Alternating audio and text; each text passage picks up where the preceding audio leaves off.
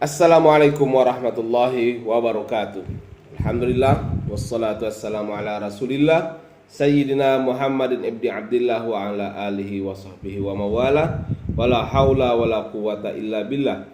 Amma ba'du.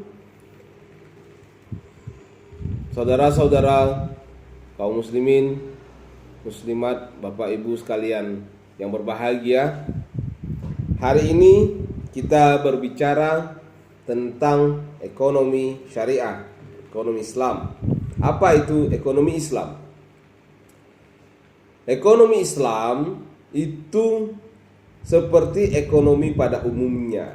Pada dasarnya dia sama ekonomi pada umumnya. Hanya ekonomi Islam ini berupaya untuk melakukan kegiatan-kegiatan ekonomi berdasarkan apa yang Allah perintahkan dan berupaya untuk menjauhi apa yang Allah Subhanahu wa ta'ala larang. Jadi secara umum, secara filosofis, ekonomi Islam ini adalah ekonomi yang berasaskan pada ajaran Islam. Ekonomi yang berasaskan pada ajaran Islam. Dia adalah ekonomi ketauhidan. Mengapa saya katakan ekonomi ini berlandaskan ketauhidan? Karena yang menjadi pijakannya adalah wahyu ilahi berdasarkan kalamullah, firman Allah yang tertera di dalam Al-Quran dan Al-Hadis.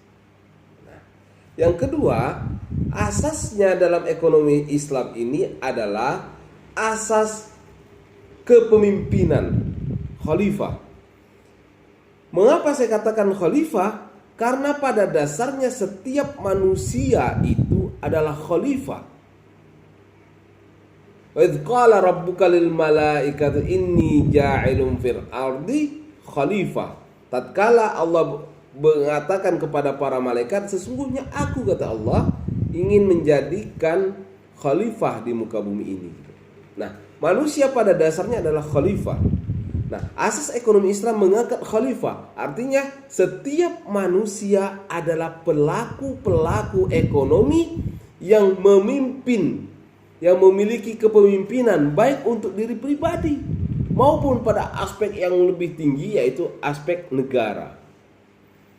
Kepemimpinan memimpin ekonomi secara pribadi, memimpin diri dia dalam melakukan kegiatan konsumsi, misalkan kegiatan bisnis dan lain sebagainya. Jadi dia memimpin diri dia, atau memimpin kelas perusahaan misalkan, atau memimpin kelas negara. Artinya berupaya agar menciptakan kesejahteraan pribadi, kesejahteraan masyarakat, atau kesejahteraan sebuah negara misalkan. Nah itu. Kemudian asas yang ketiga, yang ini tidak kalah pentingnya, adalah asas keadilan.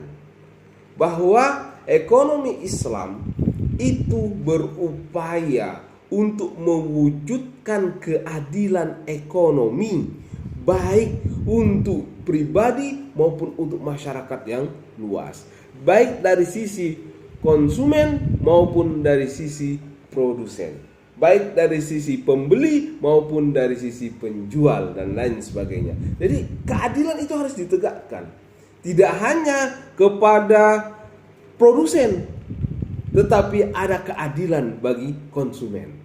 Tidak hanya bagi pembeli keadilan ditegakkan, melupakan sisi para penjual. Nah, jadi keadilan juga harus ditegakkan kepada para penjual. Tidak saja keadilan itu bagi pekerja, tetapi keadilan itu juga bagi yang memiliki investasi. Nah, ekonomi Islam berusaha berada di tengah untuk menciptakan keadilan itu. Berdasarkan konsep apa? Konsep ilahiyah yang saya sebutkan di atas. Kemudian prinsip yang keempat adalah prinsip tanggung jawab, responsibility. Tanggung jawab baik yang ada di dunia maupun tanggung jawab di akhirat. Transaksi kita ini adalah transaksi yang bertanggung jawab. kita bertanggung jawab mendistribusikan harta kita. Kita bertanggung jawab atas investasi yang kita lakukan. Kita bertanggung jawab atas harta yang kita gerakkan, atas harta yang kita belanjakan. Kita bertanggung jawab atas orang-orang yang kita tanggung jawab, yang kita menjadi beban tanggung jawab kita, dan ini menggunakan harta kita dan lain sebagainya, itu akan dipertanggungjawabkan. Ya, tidak semena-mena, tidak seenak maunya sendiri begitu. Dan kita dalam ekonomi Islam juga ada tanggung jawab yang berkonsep pada masalah. Mentang-mentang kita ini memiliki harta, mau berbelanja semaunya, melupakan saudara-saudara, tetangga-tetangga kita yang berkebutuhan. Mereka ingin sesuatu tetapi tidak memiliki alat untuk mendapatkannya. Nah, itu semua akan dikupas secara gamblang, secara jelas dalam ekonomi syariah. Nah, 4 dasar ini ya, 4 dasar filosofi ekonomi syariah menjadi landasan berkembangnya ekonomi syariah, dan kemudian berupaya agar ekonomi syariah diterapkan dalam kehidupan masyarakat. Saudara-saudara sekalian, nah, kalau demikian ya, apa buktinya ekonomi syariah itu ada di tengah-tengah kita? Apa buktinya ekonomi syariah itu benar menjalankan perintah Allah? Saya ingin tunjukkan bagaimana ijtihad para ekonom muslim untuk menerapkan ajaran Islam sehingga nilai-nilai ajaran Islam diterapkan dalam kehidupan manusia, khususnya dalam ekonomi. Misalkan yang telah saudara-saudara sekalian ketahui adalah keberadaan ekonomi syariah melalui kegiatan perbankan syariah. Nah, apa yang ada di perbankan syariah? Perbankan syariah sama dengan layaknya umumnya perbankan yang ada di Indonesia atau di luar negeri di sana. Kegiatannya sama, transaksi keuangan, ya, membantu yang kekurangan modal untuk mendapatkan modal tambahan dalam usahanya dan lain sebagainya melalui transaksi keuangan. Sama, hanya saja di dalam bank syariah misalkan itu ada upaya untuk tidak memberlakukan bunga, karena dalam ekonomi Islam, menurut ekonom muslim, bahwa bunga adalah bagian dari riba. Allah mengatakan wa ahallallahul bai'a wa harramar riba. Allah menghalalkan jual beli dan mengharamkan riba. Oleh sebab itu, bank syariah berupaya agar transaksi yang ada di bank syariah terhindar dari riba. Apa itu riba? Nah, ini pertanyaan yang sering kali muncul itu. Apa itu riba? Riba adalah secara bahasa az-ziyadah, tambahan. Riba itu tambahan. Tetapi secara istilah ulama mengatakan az-ziyadatu ala ra'sil mal, tambahan atas harta pokok, dengan cara-cara yang tidak dibenarkan oleh Allah Subhanahu wa taala. Seperti contohnya begini. Saya meminjam, transaksinya pinjam, oke? Transaksinya pinjam. Saya meminjam uang kepada teman saya 1 juta rupiah. Saya janji bulan depan akan saya kembalikan, karena saya kebetulan butuh ini. Saya pinjam 1 juta rupiah. Bulan depan saya kembalikan.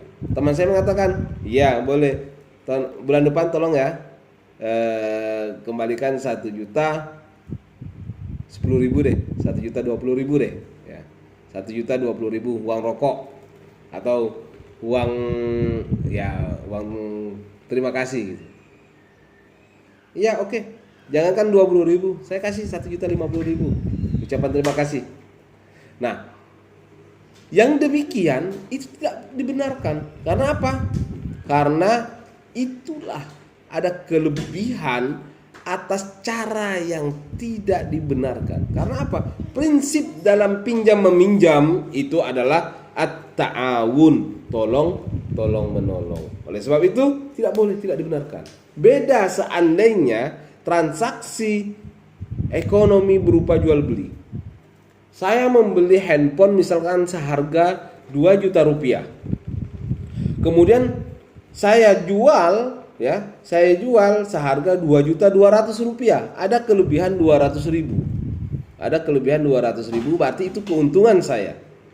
Nah, jadi boleh apa tidak? Sama-sama tambahan. Modalnya 2 juta, untungnya 200. Boleh apa tidak? Boleh.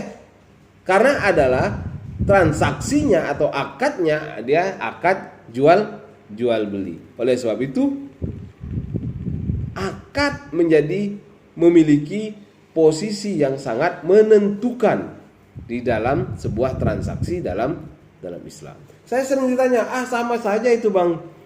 Jadi Bang Lukman begini, sama saja itu. Mendapatkan keuntungan, hanya nama saja diganti. Oh iya, saya bilang kan. Tidak hanya namanya yang diganti, tetapi memang itu berbeda. Saya contohkan begini, sama-sama makan opor nih, opor ayam. Sama-sama makan opor ayam. Yang satu ayamnya disembelih atas nama Allah. Yang satu ayamnya itu ayam mati, baru mati eman-eman dong. Kemudian dicabutin bulunya, kemudian dimasak opor gitu. Yang satu benar disembelih. Anda mau pilih yang mana? Yang mati apa yang disembelih? Sama-sama rasanya. Sama-sama rasanya enak. Tetapi tentunya yang benar adalah ayam yang disembelih kemudian dimasak itu. Nah, karena ayam yang mati itu dihukumi bangkai, dan bangkai itu adalah haram. Nah, begitu kira-kira analoginya. Nah, oleh sebab itu saudara-saudara sekalian, mari kita berusaha melakukan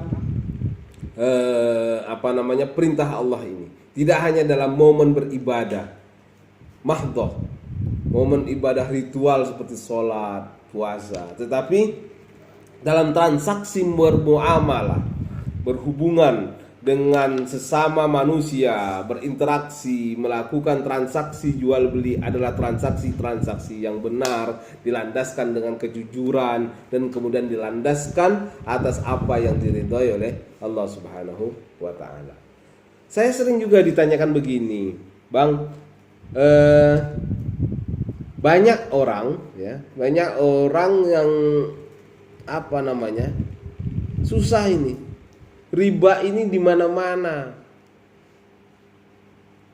Lalu yang penting benar aja deh kita. Saya jawab, benar. Kita itu seolah-olah berupaya. Kita berupaya menjauhi riba.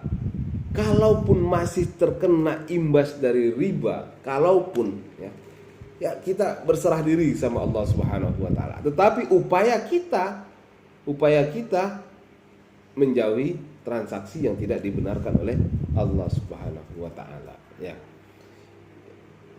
Bagaimana lagi ya?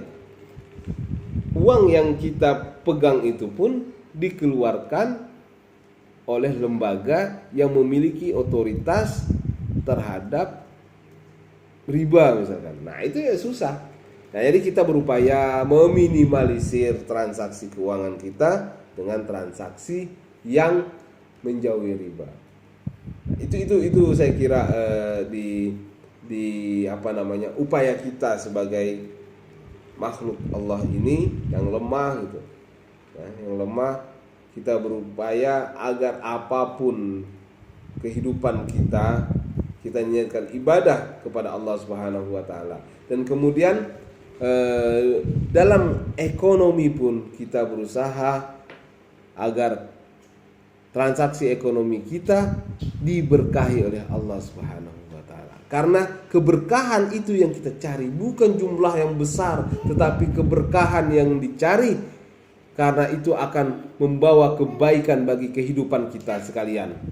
Kemudian apa itu berkah? Berkah itu adalah kathratul khairat. Berkah itu banyak kebaikan, nah, gitu. berkah itu membawa kebaikan yang banyak bagi diri kita, keluarga kita, atau masyarakat kita. Saya kira itu saja dari saya. Lebih dan kurang saya mohon maaf. Walafu minkum. Assalamualaikum warahmatullahi wabarakatuh.